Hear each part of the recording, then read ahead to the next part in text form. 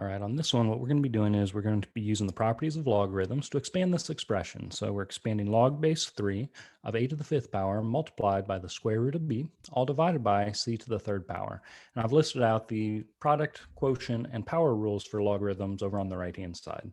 To expand this out, that means moving from the left-hand side over to the right-hand side where you have multiple logarithms added or subtracted. So the first thing I notice on this one is that we have a fraction, and a fraction means a quotient. So what we're going to do is we're going to take the numerator, put it in its own logarithm. It's going to be positive out in front. The denominator is going to get its own logarithm, but it's going to be subtracted out in front. And we keep the exact same log base 3 for both of these. So let's do that first. We can say this is log base 3. And in the first one, our numerator, a to the fifth power multiplied by the square root of b, minus log base 3 of c to the third power.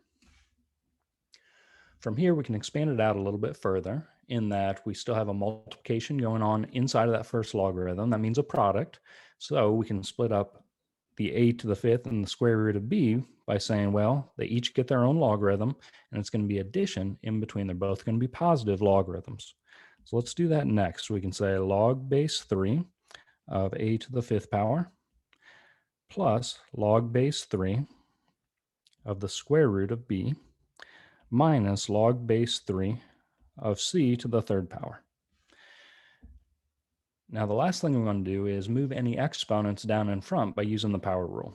So basically, if an exponent's attached to everything on the inside of that logarithm, it can move down in front and become a multiple out in front of the logarithm. So hopefully this isn't too difficult to see that now this 5 can move down in front and this 3 can move down in front. However, that square root, we want to strategically rewrite that so that we can see that as an exponent. So I move the 5 down, log base 3 of a. I mentioned that we're going to strategically rewrite this. 1/2 can be a rational exponent that means the same thing as the square root. So we can rewrite that as b to the 1/2 power as opposed to the square root of b. Minus, we said we brought the 3 down in front from the exponent. And then one more step we can do on this to expand it fully, that 1/2 written as an exponent, now it can come down in front.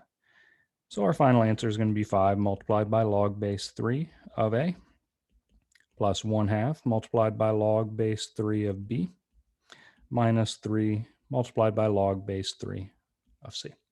All right, hope this helps out. Good luck to you on this.